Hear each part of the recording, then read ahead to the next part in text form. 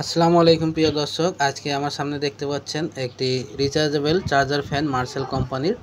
তো এই চার্জার ফ্যানের ব্যাটারি এবং সুইচ দুইটাই ভালো আছে, তারপরও ফ্যান চলছে না। দেখতে পাচ্ছেন সুইচ দেওয়ার মাত্রই লাইটটি জ্বলতেছে কিন্তু ফ্যানের পাখাটি ঘুরতেছে না। তো ব্যাটারি ভালো, সুইচ ভালো, তারপরও দেখেন ফ্যান চলতেছে না। এটি হচ্ছে হাই লো করার সুইচ এবং এটি হচ্ছে লাইটের সুইচ। সব সুইচ ভালো, কন্ট্রোলারে কাজ করতেছে ঠিক মতো, কিন্তু ফ্যানের পাখাটি ঘুরতেছে না, ফ্যান চলছে না।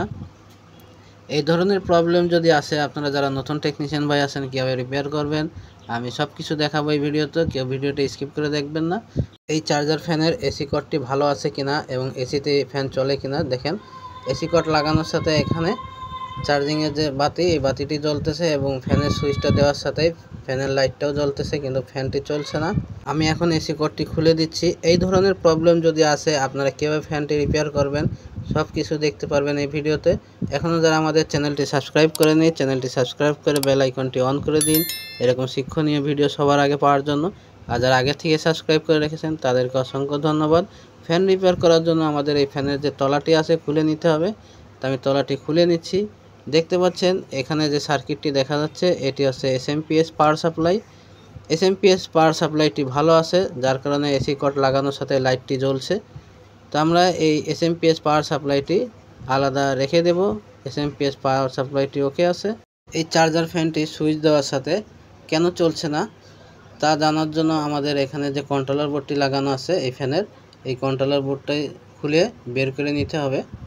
আসলে এর প্রবলেমটা কীভাবে এটি চেক করে আপনারা কাজ করবেন আমি দেখিয়ে দিচ্ছি।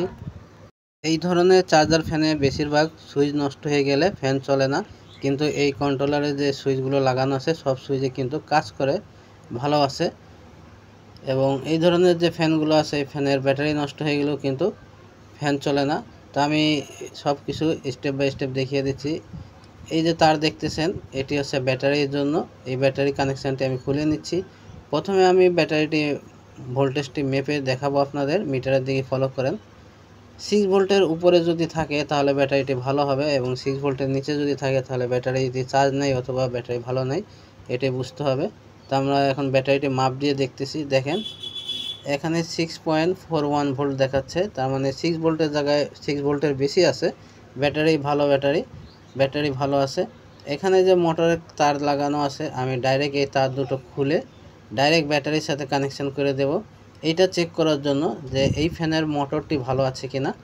একেবারে সহজ পদ্ধতিতে কীভাবে ফ্যান চেক করতে হয় আমি দেখিয়ে দিচ্ছি। দেখেন এখানে প্লাস মাইনাস ঠিক রেখে ডাইরেক্ট আমি ব্যাটারিতেই কানেকশান করে দিচ্ছি।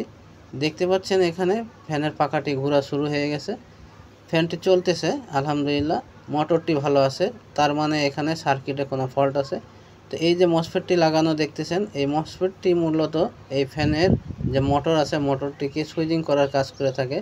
যখন ফ্যানের সুইচ দেওয়া হয় তখন একটি ভোল্টেজ এখানে রেজিস্ট্যান্সের মাধ্যমে দেখেন এই মসফেটের ভিতরে আসে, 1 নম্বর লেগে ঢুকে এবং 2 নম্বর থেকে আউট হয়ে ভোল্টেজটি মাইনাস ভোল্টেজটি ফ্যানের নেগেটিভে কানেকশানে যায় এবং এর 1 নম্বর যে কানেকশানটি আছে এটি হচ্ছে এখান থেকে যাচ্ছে সুইচ দেওয়ার সাথে একটি ভোল্টেজ এবং 1 নম্বর কানেকশানটি হচ্ছে মাইনাস ভোল্টেজ। দেখেন এখানে নেগেটিভ কানেকশান, এই যে চলে আসছে ব্যাটারির নেগেটিভে।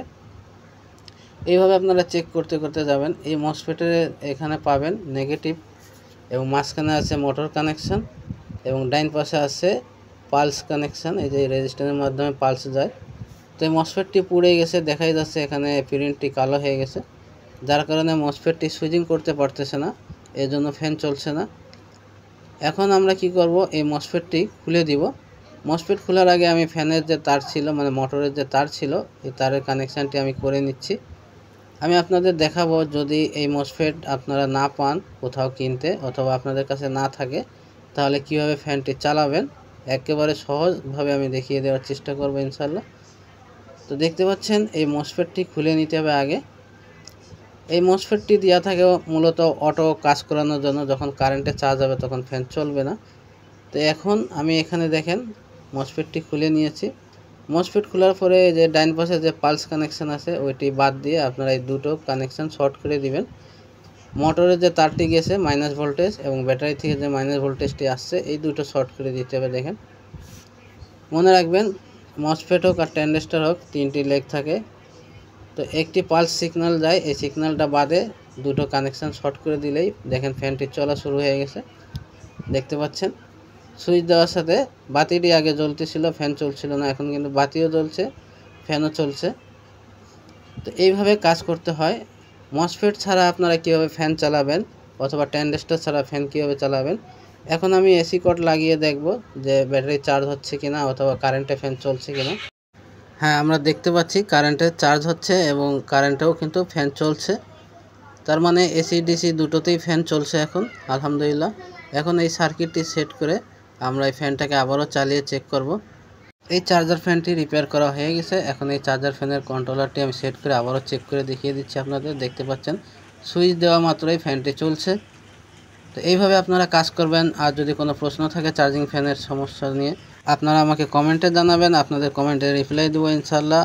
আর ভিডিওটা ভালো লাগলে ভিডিওতে একটি লাইক দিবেন, ভিডিওটি শেয়ার করে দেবেন বন্ধুদের মাঝে। আবার দেখা হবে নতুন কোনো ভিডিও নিয়ে। সে পর্যন্ত সবাই ভালো থাকেন। আল্লাহ হাফেজ।